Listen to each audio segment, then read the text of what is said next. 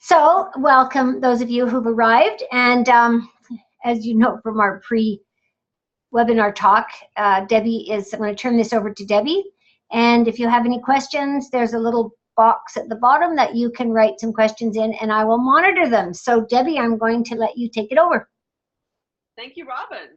Well, Robin asked me to do this because we'd like to do a lot of these kinds of webinars, particularly, some of them directed more to practitioners and really addressing more support for practitioners and things. Although I have to say that for the 5 questions, I talk about it a lot from a practitioner standpoint, but I talk about the 5 questions in just about any workshop I do, or in some way or other describe it in lots of different situations. So really understand that you could frame this to be used with a client or with a group, or or certainly with our practitioner training. So let me tell you in the beginning, these 5 questions are kind of the way that I have always looked at any animal I work with. And I'm going to talk quite a bit about dogs and horses in this presentation, but you can adapt this for any species. I have variations of this for lots of different animals, and so you can adapt it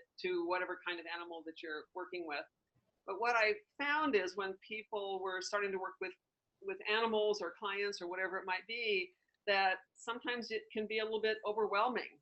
How do you know where to start? Or there's so many choices in our TTouch toolbox, which one do you pick? And in reading case studies and things like that, I sure did find that having kind of a system for people being able to sort out what might be most useful in this situation would be really helpful. And so I wrote the 5 questions, and this really is kind of how I look at any animal that I'm working with. And so, and I really do believe that the process is such an important piece of this. This is never about getting the right answer. It's never about everything always being perfect. Of course, you all know it's a process. So the dog that first inspired me to do this wasn't this dog. It was actually a bigger dog, but this was the best photo that I could find. I was teaching a workshop, and somebody has a dog that is barking and pulling on the leash, and the owner is sitting in the chair holding the leash and reaching up, trying to do touches on this dog's mouth. And with the one hand kind of reaching around, and she said, "Oh, I know mouth work is really, really good for barking. I'm trying to do some mouth work with him." And I thought, gosh, until the dog had maybe a little better balance or some containment or something, working with his mouth was going to be a little bit more difficult. And so that's what led me to this idea about the 5 questions. Now, please understand these are not in any order, although I'm going to talk about them in a certain way, but please understand that these are all just the way that you're, hang on just a second.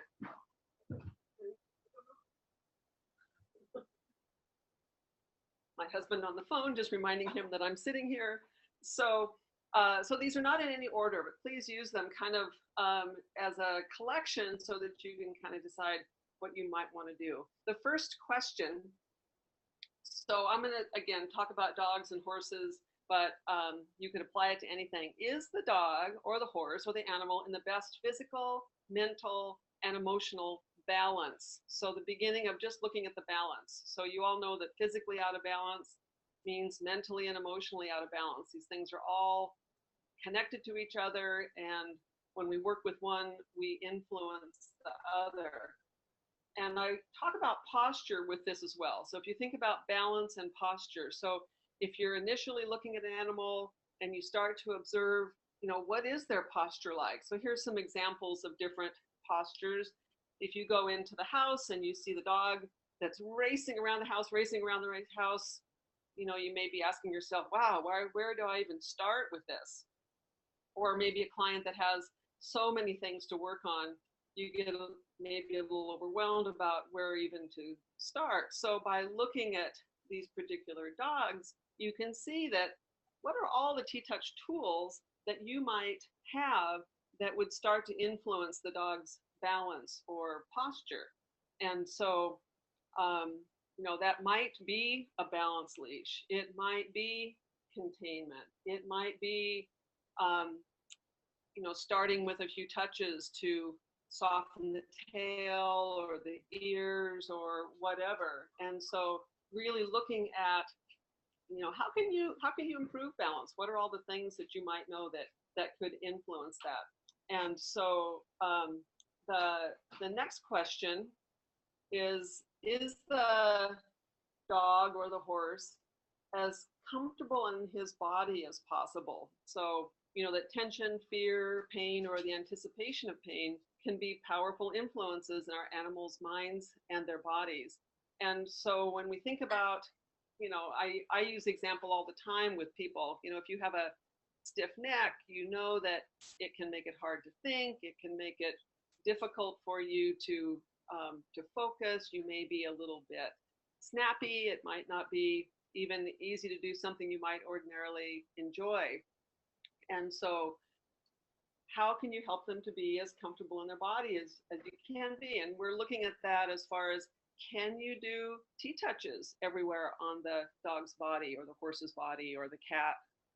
I think it's really significant for cats, actually, because so often if there's a part of their body that they would prefer not to have TTouches, oftentimes that's really related to something going on for them behaviorally. And you can see that this horse that I was working with, you can see how much tension he's holding in his body. And he was very high-headed and nervous about things, and just starting to do a few touches around his mouth really started to change him. So being able to help him to be more comfortable. We all know that a lot of tension in the mouth is related to so many emotional issues, so many animals that are reactive or fearful or shy carry so much tension around hindquarters. And so it's really important to pay attention to that. And I really talk a lot about looking at that, the small indications about them being comfortable in their body. And I also want to remind people that it isn't necessarily, it isn't a pain thing. It's not that their animals are in pain. It's just that any of us might have tension that could influence our ability to think or move or do our jobs, whatever that might be. And the third question, does the dog or horse or whatever animal it might be have self-control? And this is one that I talk about quite a lot as well, because, and particularly for dogs and horses, we ask them so often to do things in our human world that may not really make sense to them. And we ask horses to live in a pretty artificial way of living. Certainly in our dogs, we really, really want them to be happy members of our family and be able to enjoy life with us. And so just in the same way that all of us as children had to learn self-control, we had to learn to sit still and be quiet even if we didn't want to. And we want to be able to do the same thing for our animals, to help them to understand that just hanging out with us, it gives us so much more opportunity to enjoy having them be part of our family and part of our life. And so being able to help them through our TTouch techniques to be able to just be. And I know that there's so many dogs that are fine if they're on a command, dogs that are really, really obedient and really respond to commands may have a really, really hard time knowing what to do if they're not on a command. And so I see too many dogs that are either on a command or in their crate or locked in another room, whatever that might be. And so it's really important to be able to just help our dogs be able to just hang out. I know that one of my clients in Japan has accomplished so much with her dogs in a lot of different areas of competition that her dogs just didn't know how to just hang out. And she was working very, very, very hard with a lot of TTouch techniques, not just for herself, not just for the dogs, but for herself too, because it was such a habit for her to give commands. And so one of the things I asked her to do was just go to a cafe that she could take her dogs to and just practice hanging out together, using her balance leash or whatever she might be able to do, and help her dogs to be able to just hang out. And it was really exciting because it's really changed not just her dogs, but it's changed her life a lot as well. And so you can see with the horse going through the labyrinth with homing pigeon. This is a horse who was quite reactive about things and nervous and a little pushy, and this really, really helped him a lot to, again, learn that sense of self-control. And I think one of the more exciting things that we're doing these days, thanks to Robin and a lot of her creativity and trying out things and experimenting with things, are the beeline and butterfly and all of those, and that ability to give the animals the freedom to find their own balance, to develop their own self-control, and to really be with us in a different way without being told what to do or pushed into something like that. And so you can see that the dog on the top here, let's see, I can with my cursor here. This dog is in the butterfly. Now, sometimes we use the handles on the end of the butterfly. For these people, they were just using the rope. This is a dog that is very jumpy and very barky and very excited about everything in the world. And helping him to walk in the butterfly was not only very cool for the dog, but for his owner, who has only known him as a pretty nervous, leapy, jumpy guy.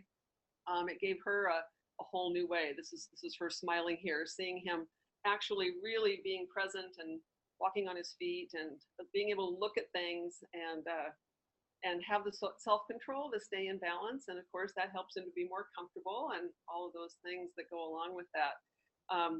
This Yorkie, maybe one of the most barky dogs I've known. He used to just scream when he would see other dogs or any sort of distraction, and here he is in beeline, and there are other dogs walking around in this area, and he's able to have the self-control to just stay there. And of course, going on to beeline with the horses, this is just a fantastic opportunity for the horses, again, to be able to find their own balance, to move in a way that's really comfortable for them, and help them again to find that self-control. And the half butterfly, again, this was a leaping, jumping, had been labeled as a really, really, really difficult dog, and the fact that she's just walking along with me so quietly was pretty exciting.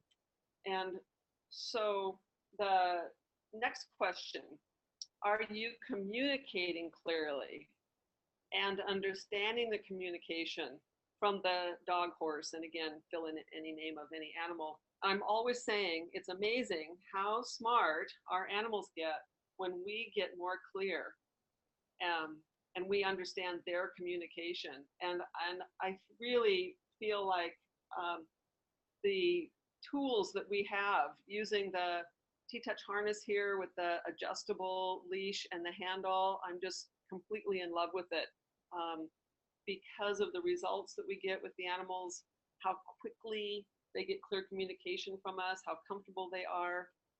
It's really a most amazing tool for the dogs and the people to be able to be really successful in the things that we want to do with them. And of course, our lead and our wand with our horses, so that we're using our TTouch tools to really communicate clearly what we want. And of course, along with that, we're listening to their communication. So it's they're listening to their whispers and being good observers, so that we can really understand how to make things easier if they're having a hard time. How can we really make sure that that we are noticing small changes in their bodies or um, in their respiration or anything else that we might notice. And the communication is also about having a clear picture of what you want. When you're working with a client, most of the time, the client knows a lot about what they don't want. They don't want the dog to pull on the leash. They don't want the dog to bark so much. They don't want the dog to pull them around, the horse to pull them around the arena, whatever that might be. And so a part of this clear communication really is involving the client and really helping them to communicate clearly what they want. And we know that we want to create what we want rather than resist what we don't want. And so using our TTouch tools, we can decide how can we best communicate the goals, the objective that we're working toward. And having a really clear picture of that is really important. And it's one of the things that I find with practitioners and a lot of people I work with is that the client and the practitioner may not have the same picture of the goal. And I think it leads to a lot of misunderstanding or frustration perhaps between practitioners and clients, because they may both be working toward a different picture of what they want to accomplish. And it's pretty hard for the dog or the horse to figure out what you want if the people involved don't have the same picture. So I really think this communication piece is so important between the animal, the practitioner, and the client, so that everybody's on the same page and working toward the same goals. And the last question, are you building a relationship of trust? And of course, this is the umbrella of everything that we do, because everything that we want to do involves that listening to the animal. And if something is difficult, how can we break it down to smaller pieces and make it easier for them so they can be successful with the smaller pieces? Working with respect and cooperation to build trust is the most important part of the TTouch philosophy. And I think that we put a lot of attention to that. And when we model that, I think it can give the clients a much different appreciation for the fact that their animals are doing the best they can with what they've got in the moment, and really help to build that relationship of trust with your client as well. When your clients trust you, amazing things can happen. So this is a relationship of trust between you and the animal, between you and your client, and between the client and their animal, so that the animal can really count on that. You know, if this is too hard, that their person's going to step in and help them and make it easier for them. And it doesn't take very long to really develop that trust. You know, when you're really paying attention and letting them know that you listen, it's always surprising to me, you know, with perhaps a dog that's worried about having his feet touched or something like that. It doesn't take too many repetitions. If you're really paying attention and they get it, that you are listening, that it can, you can actually make, you know, pretty good progress once they realize that they really can trust you. And so you can see the photo here with the little Westie. She was really worried about being away from her person, and so by using the TTouch harness and the adjustable lead, this person is leading the dog through the labyrinth and helping her to stay in balance and stay comfortable in her body and learn the self-control to feel safe and be a little bit away from her person, so that she could gain that confidence and that trust. And so it was very cool to see her be able to do that, and for her owner to be able to see that process, and to understand that this may seem like a small thing, but it may also influence lots of other things that this dog may have less confidence about. And the picture's a little shadowy here. I hope you can see that this person's riding the horse without a bridle. with just the neck lariat ring around her neck. And this was a pretty nervous horse. And we did a few things with her at a workshop, and it wasn't too long before the horse, the owner was riding the horse with the neck ring and smiling a lot. I'm always talking about how much riding with the neck ring, I called it the bugs in your teeth riding style, because you're smiling so much you end up with the bugs in your teeth. So it can be so fun for the horse and for the rider, and it really I think really enhances that feeling of trust and communication that is just so delightful with our animals. And something else about trust that I wanted to mention. Some time ago, I was listening to a radio program, and they were actually talking about physicians, but I think it's exactly the same kind of thing with trust with clients. The article was saying that with your physician, if you have a doctor and you trust your doctor can run tests that are inconclusive. They may give you medication that doesn't work so well, but you hang in there with them because you know it's a process, and you know you kind of go through knowing that it's going towards something that you're working through together. And if you don't trust your physician, the first time that something doesn't work, you are out of there. You're just not going to hang in there with that doctor. And I've sure had that experience. And as I was listening to this story, I thought it's just like practitioners. It's so important to develop a relationship of trust with your client and have that clear communication and help them to understand that this is a process. And when they do, your client is going to hang in there with you a lot through the process of, well, maybe this doesn't work so well, but that gave us a lot of good information so that we can know what we might do differently or how we might change something. And it can really support the client in understanding that process. And so I think it's worthwhile for us to really consider that. And then I had these couple of photos that I had for a different presentation, and I thought it just looks so much like the relationship of trust with our animals and the way that we want to just enjoy our life with them. And that's the reason that I really like talking about the 5 questions, because I'm hoping it helps people to really come back to a place of what can you do instead of what can't you do. You know, maybe you've got a client that has a lot of goals. You know, the dog is pulling and barking and reactive, and there's a lot going on in the household. And sometimes it can be a little overwhelming about where do you even start? And this is where I'm always telling people, you know, what do you see with this animal? How is their balance? How is their posture? What do you know? What TTouch techniques do you know? Maybe it's groundwork. Maybe it's body work. Maybe it's some combination of different things. Please don't feel like it always starts with body work and then you move to wraps and then you move to groundwork, because this is all integrated, remember. And so it may be that the best thing is to start out with even just a balance leash long enough to just help to get a little bit of that physical, mental, and emotional balance so you can carry on with doing other things.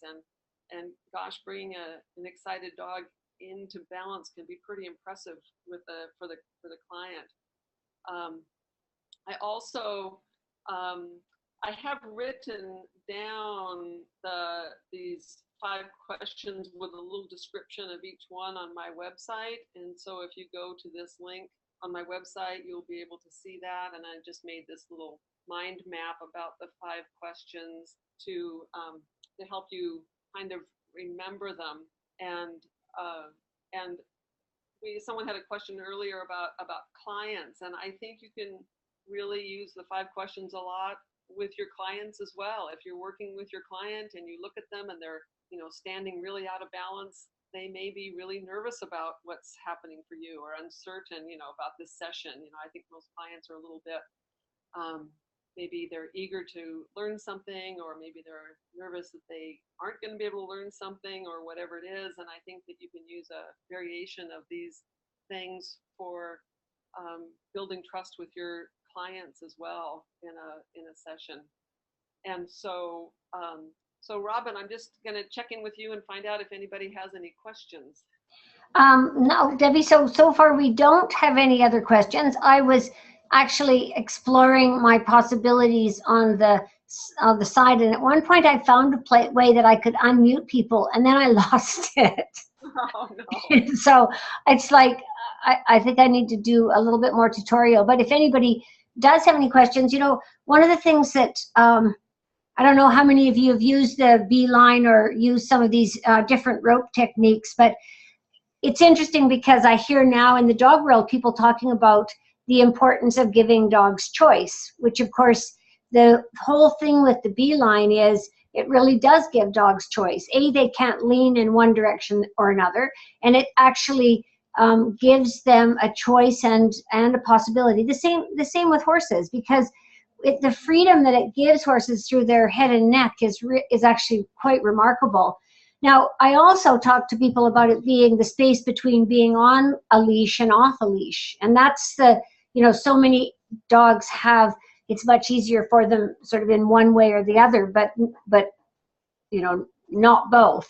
So that's helpful. One of the things that's the most difficult is it takes people out of their comfort zone because it takes them out of their habit. And I love doing that because it also helps people to recognize that, you know, the animals have habits that work really well for them.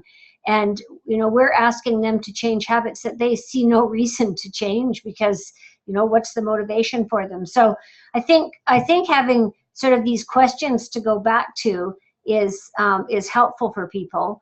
And just in terms of, you know, figuring out where you can start, but and finding out, being able to actually meet the goals if they have goals that, you know, that they come with, rather than what we think, just, you know, what they think or what their questions are. Well, and I agree with you, Robin, so much. And I think that to, you know, to remind people that people don't have to have goals, although there probably is some reason that they're taking time to spend with you. It may just be that they want to learn a little bit about TTouch, or they're curious about that, or they just want to add to their relationship, or just support quality of life. And I know a few case studies I've read where people are shopping for a problem because they feel like they need a problem to fix. And of course, it's not like that at all, although most people will have something that they would like to work on. But even if it's just exploring the kinds of things that would be really comfortable for them or for their animals to share together, looking at kinds of things can just help you to find those techniques that might be most fun or useful for animals for people to share with their animals. Yeah, for sure. So, well, it doesn't look like we have any questions from anyone. And so I hope that I will record this. I'm going to actually end the recording now, and I'll share it so that the people that couldn't be on it can take advantage of the information.